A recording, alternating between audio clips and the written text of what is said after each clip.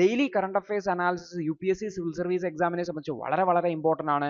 അപ്പോൾ ദിവസവും current affairs analysis കണ്ട് മനസ്സിലാക്കി പഠിച്ച് മുന്നോട്ട് പോകാനാണെങ്കിൽ നിങ്ങൾക്ക് യൂട്യൂബിലെ ലേണേഴ്സിൻ്റെ മെമ്പർ കമ്മ്യൂണിറ്റിയിൽ ജോയിൻ ചെയ്യാൻ വേണ്ടി പറ്റും. അപ്പോൾ ലേണേഴ്സ് യൂട്യൂബ് ചാനൽ നിങ്ങൾ സബ്സ്ക്രൈബ് ചെയ്തിട്ടുണ്ടെങ്കിൽ ആ സബ്സ്ക്രൈബ് ബട്ടൻ്റെ തൊട്ടടുത്തായിട്ട് ജോയിൻ എന്ന് പറഞ്ഞിട്ടുള്ള ഒരു ബട്ടൺ കാണാൻ പറ്റും. ഈ ഒരു ജോയിൻ ബട്ടൺ ക്ലിക്ക് ചെയ്ത് മാസം വെറും 159 രൂപയ്ക്ക് നിങ്ങൾക്ക് കറണ്ട് അഫയേഴ്സ് അനാലിസിസുകൾ മലയാളത്തിൽ എല്ലാ ദിവസവും കാണാൻ വേണ്ടി പറ്റും. നവംബർ 17-ാം തീയതിയിലെ UPSC സിവിൽ സർവീസ് എക്സാമിന് റിലവൻ്റ് ആയിട്ടുള്ള കുറച്ച് ടോപ്പിക്കുകളാണ് നമ്മൾ ഡിസ്കസ് ചെയ്യാൻ വേണ്ടി പോകുന്നതായിട്ടുള്ളത്. അതിൽ ആദ്യത്തേത് ഇന്ത്യയും ജപ്പാനും തമ്മിലുള്ള ഡിഫൻസ് ടെക്നോളജി കോർപ്പറേഷനുമായി ബന്ധപ്പെട്ടതാണ്.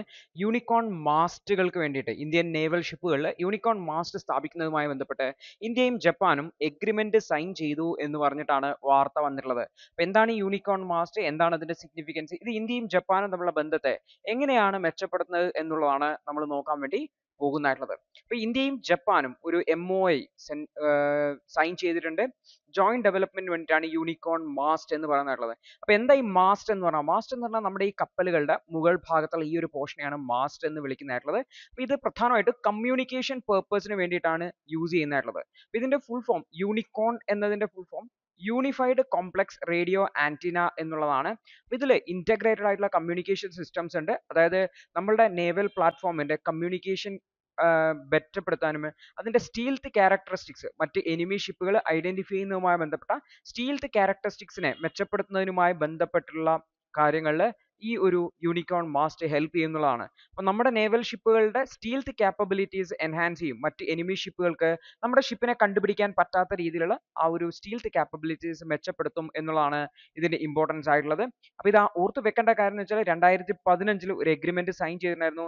അതിനുശേഷമുള്ള ജപ്പാനിലുള്ള ഫസ്റ്റ് ടെക്നോളജി പ്രത്യേകിച്ച് ഡിഫൻസ് ടെക്നോളജി റിലേറ്റഡ് ആയിട്ടുള്ള എക്സ്പോർട്ട് ആയിട്ടാണ് ഈ ഒരു യൂണിക്കോൺ മാസ്റ്റ് വരുന്നത് എന്ന് ഓർത്ത് വെക്കുക. ഓഗസ്റ്റ് 2024 2+2 മിനിസ്റ്റീരിയൽ ഡയലോഗ് ജപ്പാനുമായിട്ട് ഉണ്ടായിരുന്നു. അതിനുശേഷമാണ് ഈ ഒരു മാസ്റ്റ് ടെക്നോളജി ട്രാൻസ്ഫർ ചെയ്യുന്നതിന് വേണ്ടിയിട്ട് ജപ്പാൻ തീരുമാനിച്ചിട്ടുണ്ടായിരുന്നത് എന്നുള്ളതാണ്. ഇതിന്റെ അടിസ്ഥാനത്തിൽ ആ ഒരു MOI സൈൻ ചെയ്തിട്ടുണ്ട്. അപ്പോൾ ഇന്ത്യൻ എൻവോയും ജപ്പാനീസ് എൻവോയും ചേർന്നിട്ടാണ് ഈ ഒരു MOI സൈൻ ചെയ്തിട്ടുള്ളതെന്ന് ഓർത്ത് വെക്കുക. അപ്പോൾ ഇതിൽ ഇന്റഗ്രേറ്റഡ് ആയിട്ടുള്ള കമ്മ്യൂണിക്കേഷൻ സിസ്റ്റംസ് ഉണ്ട്. അതുപോലെ തന്നെ നമ്മുടെ നേവൽ പ്ലാറ്റ്ഫോംസിന്റെ നേവൽ വെസൽസിന്റെ സ്റ്റീൽത്ത് ക്യാരക്ടറിസ്റ്റിക്സ് മെച്ചപ്പെടുത്താൻ സഹായിക്കും എന്നുള്ളതാണ് യൂണിക്കോൺ ടെക്നോളജി കൊണ്ട് ഉദ്ദേശിക്കുന്നതായിട്ടുള്ളത്. അപ്പോൾ ഇന്ത്യയും ജപ്പാനും ജോയിന്റ്ലി യൂണിക്കോൺ മാസ്റ്റ് ഡെവലപ്പ് ചെയ്യും എന്നാണ് പറയുന്നത്. ജപ്പാന്റെ കയ്യിൽ ടെക്നോളജി ഉണ്ട്. ഇന്ത്യയിൽ ഭാരത് ഇലക്ട്രോണിക്സ് ലിമിറ്റഡ് എന്ന് പറയുന്ന പൊതുമേഖലാ സ്ഥാപനവുമായിട്ട് ജപ്പാനീസ് കമ്പനികൾ കൊലാബറേറ്റ് ചെയ്യും, എന്നിട്ട് നിർമ്മിക്കും എന്നുള്ളതാണ് പ്ലാൻ ചെയ്തിട്ടുള്ളത്. അപ്പോൾ ഇതിന്റെ ഫസ്റ്റ് ഇൻസ്റ്റൻസ്, അതായത് ഇത്തരത്തിൽ ആദ്യമായിട്ടാണ് ഒരു കോ ഡെവലപ്മെന്റ് അല്ലെങ്കിൽ കോ പ്രൊഡക്ഷൻ എന്ന് പറയുന്ന ലെവലിലേക്ക് പ്രത്യേകിച്ച് ഡിഫൻസ് എക്യുപ്മെന്റിൽ ഇന്ത്യയും ജപ്പാനും വരുന്നതെന്ന് ഓർത്ത് വെക്കുക.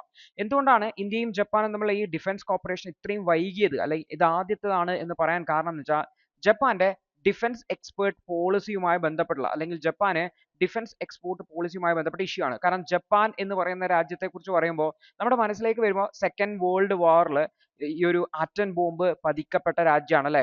അതുകൊണ്ട് തന്നെ ജപ്പാന്റെ കോൺസ്റ്റിറ്റ്യൂഷൻ എന്ന് പറയുന്നത് യുദ്ധങ്ങൾക്ക് എതിരായിട്ടുള്ള അല്ലെങ്കിൽ യുദ്ധങ്ങളെ പ്രൊമോട്ട് ചെയ്യാത്ത ഒരു കോൺസ്റ്റിറ്റ്യൂഷൻ ആണ്, ഭരണഘടനയാണ്. അതായത് ജപ്പാന്റെ ഈ ഒരു കോൺസ്റ്റിറ്റ്യൂഷനെ പെസിഫിസ്റ്റ് കോൺസ്റ്റിറ്റ്യൂഷൻ എന്നാണ് വിളിക്കാറുള്ളത്. കാരണം ഇത്തരത്തിലുള്ള വാറുമായി ബന്ധപ്പെട്ട കാര്യങ്ങൾ അല്ലെങ്കിൽ ഡിഫൻസുമായി ബന്ധപ്പെട്ട കാര്യങ്ങൾ വളരെ സ്ട്രിക്റ്റ് ആയിട്ടുള്ള കണ്ടീഷൻസ് ആണ് ഈ ഒരു ജപ്പാൻ ഫോളോ ചെയ്യുന്നതായിട്ടുള്ളത്. പ്രത്യേകിച്ചും അവരുടെ രാജ്യത്ത് നിന്ന് മിലിറ്ററി ഹാർഡ്വെയർസും മറ്റുമൊക്കെ മറ്റ് രാജ്യങ്ങൾക്ക് എക്സ്പോർട്ട് ചെയ്യാൻ വേണ്ടിയിട്ട് നോർമലി പറ്റില്ല എന്നുള്ളതാണ്. ഈ ഒരു കാര്യം കൊണ്ടാണ് ഇതിനെ പെസിഫിസ്റ്റ് എന്ന് കോൺസ്റ്റിറ്റ്യൂഷൻ എന്ന് പറയുന്നത് ഓർത്ത് വെക്കേണ്ടതായിട്ട്.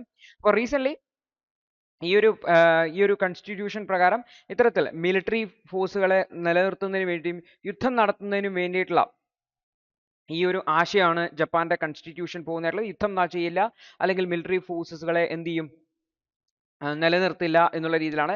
ചെറിയൊരു മാറ്റം കഴിഞ്ഞ കുറച്ച് നാളുകളായിട്ട് വന്നിട്ടുണ്ട്. അതുമായി ബന്ധപ്പെട്ടാണ് ഇപ്പോൾ ഇത്തരത്തിലുള്ള ഒരു എക്സ്പോർട്ട് നടക്കുന്നതെന്നും കൂടി ഓർത്ത് വെക്കുക. അപ്പോൾ ഇന്ത്യയും ജപ്പാനും മുന്നും ഇത്തരത്തിൽ പ്രൊക്യൂർമെന്റിന് വേണ്ടി ആംഫിബിയസ് പ്ലെയിനുകളിൽ പ്രൊക്യൂർ ചെയ്യുന്നതിന് വേണ്ടിയിട്ടുള്ള ഡിസ്കഷൻ നടന്നിരുന്നു. പക്ഷേ ഹൈ കോസ്റ്റ് കാരണം മറ്റ് പ്രയോറിറ്റികൾ കാരണം അത് നടന്നിട്ടുണ്ടായിരുന്നില്ല.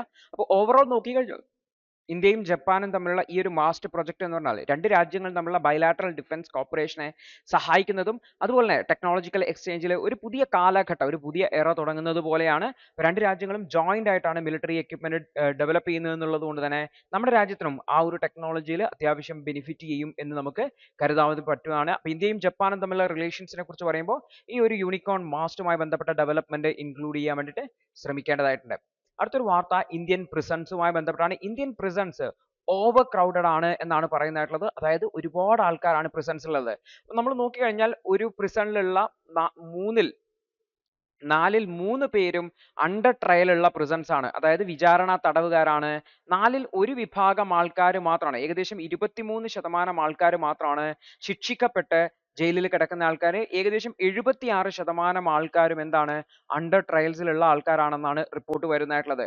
അപ്പോൾ സുപ്രീം കോടതിയുടെ ബോഡി ഇതിൽ ഇടപെടുകയും അവർ പറയുകയാണ് ഈ ഒരു ആൾക്കാരെ അല്ലെങ്കിൽ ഈ ഒരു പ്രിസൺസിനെ കൃത്യമായിട്ട് നോക്കേണ്ടത് അത്യാവശ്യമാണ്. നിലവിലത്തെ ഒക്യുപ്പൻസി റേറ്റ് എന്ന് പറഞ്ഞാൽ 131% ഓർക്കുക. അതായത് ടോട്ടൽ ഇന്ത്യയിൽ 4,36,266 ആൾക്കാരെയാണ് പ്രിസണിൽ താമസിപ്പിക്കാൻ പറ്റുക. പക്ഷെ ഇന്ത്യയിൽ ഉള്ളത് 5,73,000 ആൾക്കാരുണ്ട്.